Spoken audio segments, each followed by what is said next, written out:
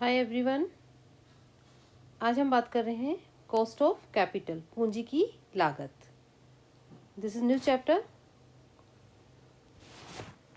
Cost of capital की बात करें तो हम सभी जानते हैं कि जो भी व्यावसायिक संस्था है या कोई भी व्यावसायिक संस्था जिसके वित्तीय प्रबंधक जो होते हैं, उनका सबसे पहला और प्रमुख कार्य यह होता है कि उस संस्थान के लिए फाइनेंशियल रिसोर्सेज की व्यवस्था करना। और जब ये व्यवस्था हो जाती है तो उनका लाभप्रद जो प्रोजेक्ट्स हैं उनमें इन्वेस्ट करना। और वित्तीय जो संसाधन है, फाइनेंशियल जो रिसोर्सेज है, वो किस किस से एकत्रित करते हैं? ओन फंड्स और बोरोड फंड्स, स्वामित्व कोष और ऋण कोष से। और इन्हें हम कहते हैं कैपिटल स्ट्रक्चर, जिसकी हम पहले बात कर चुके हैं। तो जो व्यावसायिक संस्थाएं होती हैं कई प्रकार के सोर्सेज से फाइनेंशियल रिसोर्सेज जुटाती हैं, जैसे equity share capital, preference share capital, debentures, bonds, long term डेब्ट। ये बहुत सारे ऐसे सोर्सेज होते हैं जिनके माध्यम से व्यावसायिक संस्थाएं फाइनेंशियल रिसोर्सेज जुटाती हैं। और इन रिसोर्सेज का निर्धारण करते समय उनकी इनकम, रिस्क, नियंत्रण शक्ति तथा कॉस्ट ऑफ कैपिटल को ध्यान में रखा जाता है। तो कैपिटल स्ट्रक्चर में कॉस्ट ऑफ कैपिटल का जो कंसेप्ट है, that is very important. It means capital जब कलेक्शन करते हैं तो उसके स्रोतों का निर्धारण करते समय कॉस्ट ऑफ कैपिटल जो कैपिटल है उसका विशेष रूप से ध्यान में रखा जाना आवश्यक होता है। और संग्रहित पूंजी का विभिन्न परियोजनाओं में विनियोजित किया जाता है जिससे आय प्राप्त होती है। साथ ही जो संग्रहित पूंजी है उसके प्रत्येक स्रोत पर एक निश्चित दर से प्रत्यय देना होता है। क्लियर? और यह दिया जाने वाला जो प्रत्यय है कितना हो, उसका निर्धारण कॉस्ट ऑफ कैपिटल की जो कंसेप्ट है उसके द्वारा ही किया जाता है। तो इस तरह से कॉस्ट ऑफ कैपिटल बहुत ही एक इम्पोर्टेंट कंसेप्ट है कैपिटल स्ट्रक्चर के लिए। तो सबसे पहले हम बात करेंगे कि आखिर कॉस्ट ऑफ कैपिटल होता क्या है। देखिए, कॉस्ट ऑफ कैपिटल के जो कंसेप्ट है वो बहुत ही उपयोगी है। और विनियोगकर्ता की दृष्टि से कॉस्ट ऑफ कैपिटल उसके प्रत्येक जो सैक्रिफाइस है उसका रेम्यूनरेशन है, उसका पुरस्कार है, जिसका वह वर्तमान उपभोग को स्थगित करके फ्यूचर में इन्वेस्ट के बदले में प्राप्त करने की इच्छा रखता है। मतलब ये तो ये चाहता है कि जब कोई उसने विनियोजित किया है किसी धन को तो उससे इतना तो उसको प्रत्यय मिलना ही चाहिए। साथ ही जो काम करने वाली जो संस्था है, अगर उनके पॉइंट ऑफ व्यू से देखें तो कॉस्ट ऑफ जो कैपिटल है उसका मतलब यह है कि पूंजी का उपयोग करने के बदले विनियोक्ता को चुकाया गया मूल्य, वो क्या कहलाएगा? Cost of capital. फिर हम बात करें इकोनॉमिक्स की दृष्टि से, कॉस्ट ऑफ कैपिटल का अर्थ उस सैक्रिफाइस से होता है, उस त्याग से होता है जो उपभोक्ता द्वारा अपने वर्तमान कंजम्पशन को कम करके बचत के रूप में पूंजी निर्माण में प्रयुक्त की जाती है। तो इस तरह से ये अलग अलग कंसेप्ट है। साथ ही हम ये और कह सकते हैं कि अगर टेक्निकल पॉइंट ऑफ व्यू से देखें तो कॉस्ट ऑफ कैपिटल का मीनिंग उस प्रत्यय दर से है जो कि एक व्यवसाय को अपना मूल्य यथावत रखने के लिए विनियोग पर अर्जित करना चाहिए। तो इस तरह से हम अगर देखें तो कॉस्ट ऑफ कैपिटल वह न्यूनतम प्रत्यय दर है, वो minimum required rate of return है जो एक कंपनी द्वारा अपने विनियोगों के माध्यम से अवश्य अर्जित की जानी चाहिए ताकि प्राप्त किए गए आर्थिक साधनों की लागतों का भुगतान आसानी से किया जा सके। तो cost of capital is the minimum required rate of return on the invested funds so that the firm can pay the cost of funds obtained for investment. Clear? अब बात करेंगे हम इसकी विशेषताओं की, इसके कैरेक्टरिस्टिक्स की। फर्स्ट है मिनिमम अर्निंग रेट, न्यूनतम अर्जित दर। यह वह न्यूनतम प्रत्यय दर या अर्जित दर होती है जो किसी कंपनी को अपने शेयर्स का मार्केट वैल्यू वर्तमान लेवल पर बनाए रखने के लिए अपनी परियोजनाओं में किए गए इन्वेस्टमेंट पर अवश्य प्राप्त होना चाहिए। Next is not a cost, लागत नहीं है। कॉस्ट ऑफ कैपिटल सही ढंग से अगर हम देखें तो कोई लागत नहीं है, बल्कि यह मिनिमम अर्निंग रेट है जो कि संस्थान द्वारा परियोजनाओं में लगाए गए धन पर एक निश्चित रूप से अर्जित की जानी चाहिए। तो this is not a cost. Then reward for risk, जोखिम का पुरस्कार है। संस्थान को अपनी योजनाओं में विनियोजित आर्थिक साधनों में फाइनेंशियल रिस्क के साथ साथ व्यवसाय जोखिमों का भी सामना करना पड़ता है। क्लियर? क्योंकि व्यवसाय जोखिम के बिना लाभ अर्जित करना संभव नहीं है। तो इन्हीं जोखिमों के बदले दिए गए पुरस्कार को कॉस्ट ऑफ कैपिटल कहा जाता है। और कॉस्ट ऑफ कैपिटल में शून्य जोखिम स्तर पर प्रत्यय, व्यवसाय जोखिम के लिए प्रत्यय तथा वित्तीय जोखिम के लिए प्रत्यय सम्मिलित होते हैं। तो इस तरह से cost of capital minimum earning rate है, it is not a cost और रिवार्ड फॉर रिस्क है। अब हम बात करेंगे importance of cost of capital, और you can say significance of concept of cost of capital. First is helpful in capital budgeting decision, पूंजी budget निर्णयों में सहायक। तो देखिए कैपिटल बजटिंग डिसीजंस में कॉस्ट ऑफ कैपिटल एक बेस का काम करती है। इसके आधार पर ही विनियोग प्रस्ताव या तो स्वीकार किए जाते हैं या अस्वीकार किए जाते हैं। और कैपिटल बजटिंग के अंतर्गत प्रेजेंट वैल्यू मेथड और डिस्काउंट कैश फ्लो मेथड के अंतर्गत जो प्रोजेक्ट होते हैं उनके भावी कैश इनफ्लोज को इसी आधार पर डिस्काउंट दिया जाता है।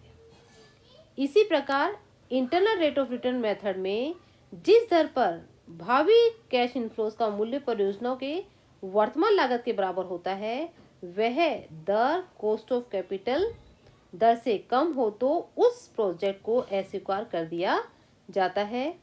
और इसके विपरीत अगर देखें तो इंटरनल रेट ऑफ रिटर्न की बात करें तो कॉस्ट ऑफ कैपिटल के बराबर या अधिक होने पर परियोजना को स्वीकार किया जा सकता है। तो इस तरह से cost of capital capital decision में बहुत ही इम्पोर्टेंट कार्य करता है। Next, useful in capital structure decision, पूंजी संरचना निर्माण में या निर्धारण में उपयोगी। यदि हम किसी संस्था की बात करते हैं तो पूंजीगत ढांचा श्रेष्ठतम या अनुकूलतम हम तभी कहते हैं जबकि ऑन कैपिटल और डेट कैपिटल का जो मिश्रण है वो इस रेशो में हो जिससे संस्थान की एवरेज कॉस्ट ऑफ कैपिटल कैसी रहे, मिनिमम हो। इसके लिए कॉस्ट ऑफ कैपिटल कॉन्सेप्ट का उपयोग किया जाता है और कॉस्ट ऑफ कैपिटल से ही विभिन्न प्रकार के पूंजी सम्मिश्रणों की कॉस्ट का तुलनात्मक एनालिसिस किया जाता है। तो इस तरह से ये कैपिटल स्ट्रक्चर डिसीजंस में भी बहुत हेल्पफुल है। Now next, helpful in comparative analysis of various sources of finance, वित्तीय संसाधनों का तुलनात्मक विश्लेषण में भी ये सहायक है। विभिन्न वित्तीय संसाधनों की जो पूंजी की लागत है उसको ज्ञात करने के लिए तथा उनका तुलनात्मक विश्लेषण करने के लिए विभिन्न वित्तीय संसाधनों के अनुकूलतम सम्मिश्रण का निर्धारण किया जा सकता है। Next, useful in managing the working capital, कार्यशील पूंजी के प्रबंधन में उपयोगी। देखिए हम सभी जानते हैं कि संस्था को दो प्रकार के पूंजी कोषों की आवश्यकता होती है। फर्स्ट, फिक्स असेट्स में इन्वेस्ट के लिए फंड्स, और दूसरा जो व्यवसाय है उसके कार्य संचालन जो डेली ऑपरेशंस होते हैं उसके लिए फंड्स। तो जब हम पहले प्रकार के फंड्स की बात करें तो उन फंड्स की व्यवस्था लॉन्ग टर्म सोर्सेज से की जाती है, जबकि जो दूसरे कोष हैं उनका कुछ भाग लॉन्ग टर्म सोर्स से और कुछ जो भाग है वो शॉर्ट टर्म सोर्स से लिया जाता है। तो वर्किंग कैपिटल उपलब्ध कराने के लिए कौन सा सोर्स उचित होगा, अनुकूल होगा, यह निर्णय करने में कॉस्ट ऑफ कैपिटल जो कंसेप्ट है उसकी सहायता ली जाती है। Now next is useful in retain earning decisions, प्रतिधारित लाभों के निर्णय में उपयोगी। संस्थान के द्वारा अपने जो संग्रहित लाभ हैं उन लाभों को व्यवसाय में दोबारा निवेश कर दिया जाता है। तो व्यवसाय की परियोजना में निवेश करने संबंधी जो निर्णय हैं उनमें भी कॉस्ट ऑफ कैपिटल कंसेप्ट बहुत ही उपयोगी होता है। Next, helpful in evaluation of financial efficiency of management, प्रबंधन की वित्तीय कुशलता का मूल्यांकन। कंपनी प्रबंधन द्वारा विभिन्न प्रोजेक्ट्स के लिए बजट बनाकर इन प्रोजेक्ट से प्राप्त संभावित जो लाभ हैं और लागत हैं उनका अनुमान करने में कॉस्ट ऑफ कैपिटल का जो कंसेप्ट है उसी का सहारा लिया जाता है। प्रोजेक्ट पूरा होने पर लाभ और लागत की तुलना करके प्रबंधन उसकी फाइनेंशियल एफिशिएंसी का मूल्यांकन करता है और उससे यह ज्ञात किया जाता है कि उच्च प्रबंधन अपनी जो परियोजना है उनमें कहाँ तक सफल हुआ है। Clear? Now useful in another areas, व्यावसायिक संस्थान के अलावा भी अनेक कार्यों में, जैसे हम बात करें जोखिम का ज्ञान, फर्म की संभावित इनकम, डिविडेंड पॉलिसी आदि के निर्धारण में भी कॉस्ट ऑफ कैपिटल है वो अवधारणा बहुत ही उपयोगी होती है। तो इस तरह से कॉस्ट ऑफ कैपिटल की ये कुछ महत्व है, इसके सिग्निफिकेंस हैं। अब हम बात करेंगे types of cost of capital. तो देखिए कॉस्ट ऑफ कैपिटल को जानने के लिए उसके टाइप्स को जानना भी जरूरी है। फर्स्ट है इसमें average cost and marginal cost. Average cost किसी विशेष समय पर संस्था में लगाए गए फाइनेंशियल रिसोर्सेज के विभिन्न स्रोतों की व्यक्तिगत लागतों के योग के औसत से होता है और इसकी जो कैलकुलेशन है वो दो प्रकार से होती है, भारित और सामान्य। वेटेड एवरेज जो उसको ज्ञात करने के लिए विभिन्न स्रोतों को प्रत्येक स्रोत की राशि के अनुपात में भाग दिया जाता है, जबकि सामान्य औसत में भार नहीं दिया जाता। फिर हम बात करें मार्जिनल कॉस्ट। तो मार्जिनल कॉस्ट अतिरिक्त वित्तीय स्रोतों से प्राप्त साधन की जो एडिशनल कॉस्ट है उससे होता है और संस्थाएं अपने वित्तीय निर्णयों में प्राय मार्जिनल कॉस्ट का ही उपयोग करती हैं। नेक्स्ट इज एक्सप्लिसिट कॉस्ट और इम्प्लिसिट कॉस्ट, स्पष्ट लागत और अस्पष्ट लागत। देखिए स्पष्ट लागत नाम से ही पता लग रहा है, स्पष्ट लागत वित्तीय संसाधनों में से किसी भी स्रोत की वह कटौती दर होती है जो कि प्राप्त संसाधन के प्रेजेंट वैल्यू को अनुमानित कैश इनफ्लोज के वर्तमान मूल्य के बराबर कर देती है। इट मीन्स संस्थान द्वारा वित्तीय संसाधन प्राप्त करने के लिए चुकाई जाने वाली आंतरिक अर्जित दर ही स्पष्ट लागत होती है और यदि संस्थान को कहीं से ब्याज मुक्त ऋण उपलब्ध होता है तो इस स्रोत की कोई स्पष्ट लागत नहीं होती। और अब हम बात करेंगे अस्पष्ट लागत की। तो अस्पष्ट लागत वह लागत होती है जो कि वित्तीय संसाधनों को अवसर लागत से प्राप्त होती है। यदि कंपनी एक से अधिक स्रोतों से संसाधन जुटाने के बारे में विचार करती है तब अस्पष्ट लागत उत्पन्न होती है, अन्यथा नहीं होती है। Then specific cost and joint cost.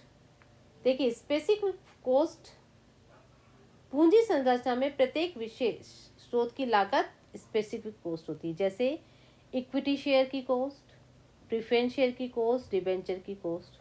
और जॉइंट कॉस्ट की अगर हम बात करें तो विभिन्न स्रोतों के लागतों के एवरेज से होता है।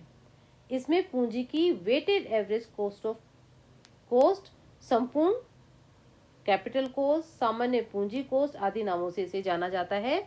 और संस्थान में पूंजी व्यय निर्णयों के लिए कंबाइंड कोस्ट का ही प्रयोग किया जाता है।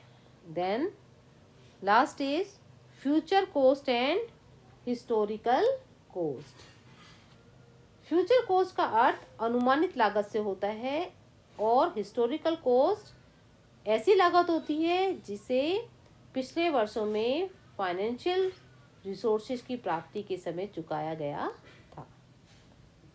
तो देखिए, संस्थान में जब वित्तीय निर्णय लिए जाते हैं तो उनमें भावी जो लागत होती हैं, फ्यूचर कोस्ट होती है, उनका विशेष महत्व होता है।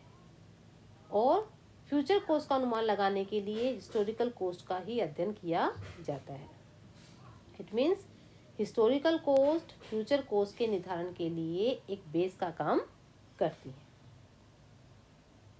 तो ये हैं कोस्ट ऑफ कैपिटल के टाइप्स कौन कौन से? Average cost and marginal cost, explicit cost और इम्प्लिसिट कोस्ट, स्पेसिफिक कोस्ट और joint cost, future cost and historical coast.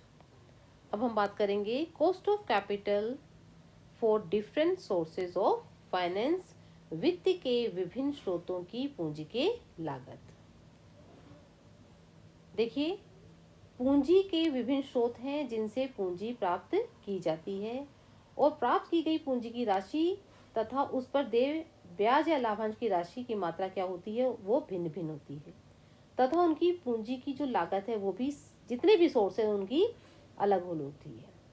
It means यह बहुत आवश्यक हो जाता है कि विभिन्न सोर्सों से प्राप्त की गई कॉस्ट ऑफ कैपिटल की गणना भी हम अलग अलग ही करें। तो उस गणना के लिए जो कॉस्ट जो निकाली जाएगी उसके लिए सामान्यतः पूंजी प्राप्त करने के लिए जो स्रोत हैं वो क्या क्या होते हैं, वो ये 6 टाइप के होते हैं। फर्स्ट, डेब्ट कैपिटल, ऋण पूंजी, प्रेफरेंस शेयर कैपिटल, पूर्वाधिकार अंश पूंजी, इक्विटी शेयर कैपिटल, क्षमता अंश पूंजी, रिटेन अर्निंग, प्रतिधारित अर्जने, डेप्रिसिएशन फंड्स, हाश कोष और शॉर्ट टर्म लोन्स, अल्पकालीन ऋण। तो ये है वित्त पूंजी, वित्त के विभिन्न स्रोतों की पूंजी की लागत, उनके सोर्सेज हैं ये। तो अब हम नेक्स्ट वीडियो में एक एक करके इनकी बात करेंगे। Thank you so much.